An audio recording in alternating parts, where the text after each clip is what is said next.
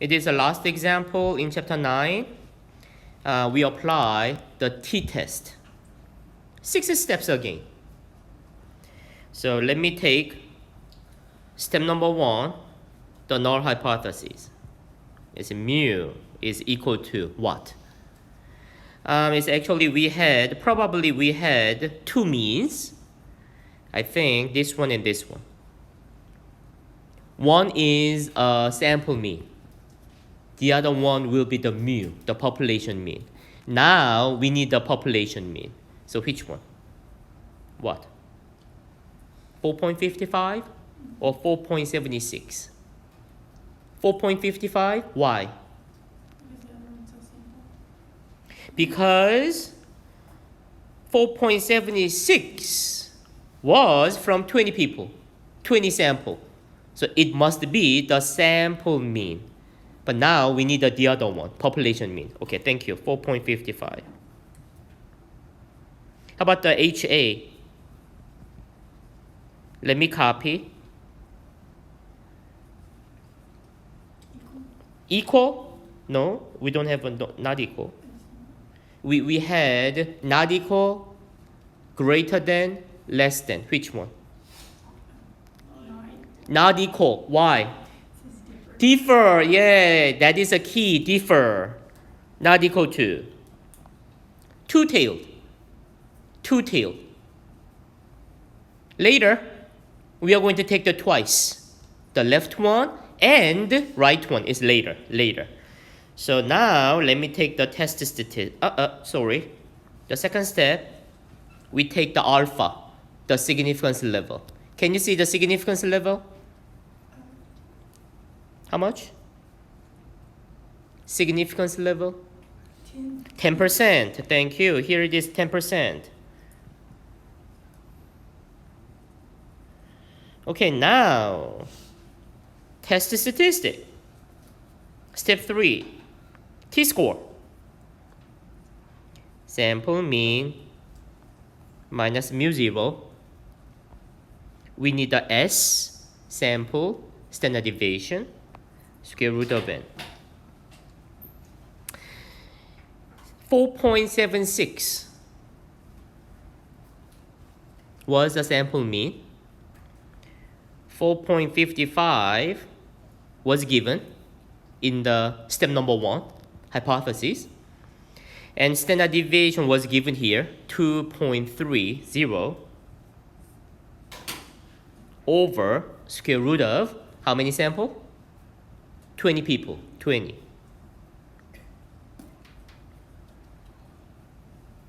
Please take the two parts, numerator and denominator, separately, and then take the ratio, please.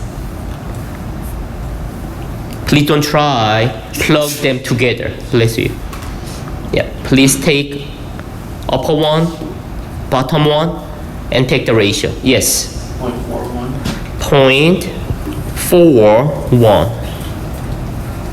I told you, not equal to two-tailed. The test statistic might be positive or negative. But the other case, the left one, it will be negative. Right one, it will be positive. Okay, now we need a p-value.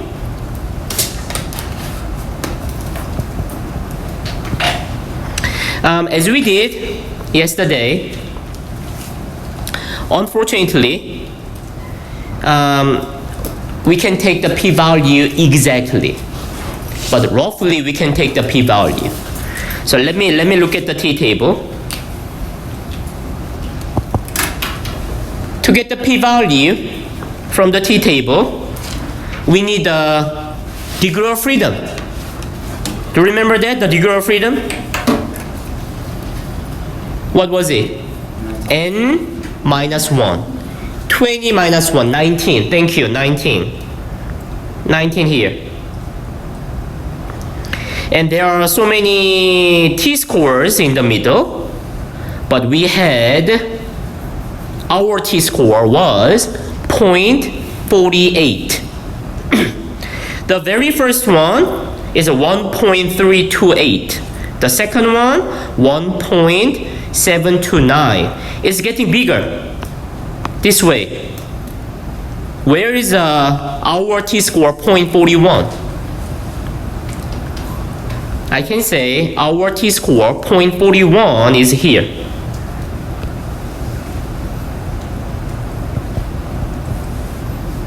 Then what do we expect? Our p-value probability is up there. I told you we can't get the p-value exactly, right? Okay, let me see the probabilities. The very first one is a 10%, and the second one is the 5%, 2.5%, 1%, 0.5%. This way it's getting smaller, but the other way it's getting bigger. So how do you think the p-value, the probability here, the probability here, is it bigger than 10% or less than 10%? I told you this way it's getting bigger, right? So the probability should be bigger than 10%. Does it make sense? Bigger than 10% here, 10%. But we have another problem. The 10%, please look at the picture. Where is the 10%? The 10% is in the right hand side. It is left tail. Left tail is bigger than 10%. But we had what? Two-tailed. Can you remember? We had the two-tailed. We have to take twice. Now I can say the right tail is bigger than 10%, but we have to take twice because we had two-tailed. So how much would be the p-value? P-value must be bigger than twice 10%. It's bigger than 20%.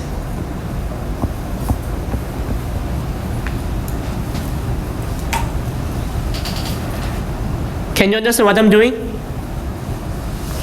Because please remember, the t-table gave us only the right tail. Remember, the z-table gave us the left tail, but the t-table gave us the right tail. As not only this one, the other one, the other one didn't have the picture. That is the same thing. Here's the 10%, 5%, 2.5. It's the same thing. It's the same table. So always the probabilities are on the right end, the right tail.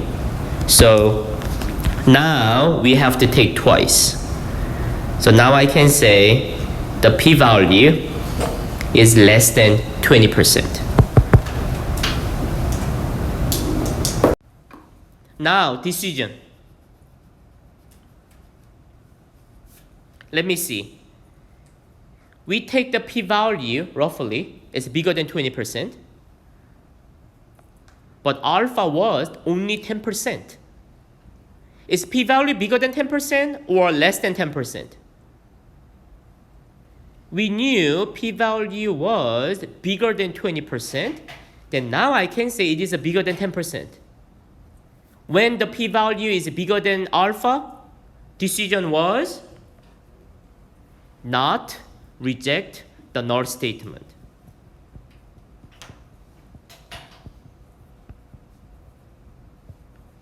What does that mean? Not reject the null. Which statement would be true? We did not reject the null. The null statement is true. right? We have to interpret the null statement. It said the mu is equal to 4.55. So we have to know what is the mu. What was the 455? Let me see. A person watched, television, right? In 2005, it was 4.55 hours. But now it is a 4.76, a little bit increased. But we did not reject the null. What does it mean? It is almost the same as before. It didn't change. Can you interpret? Can you make the conclusion?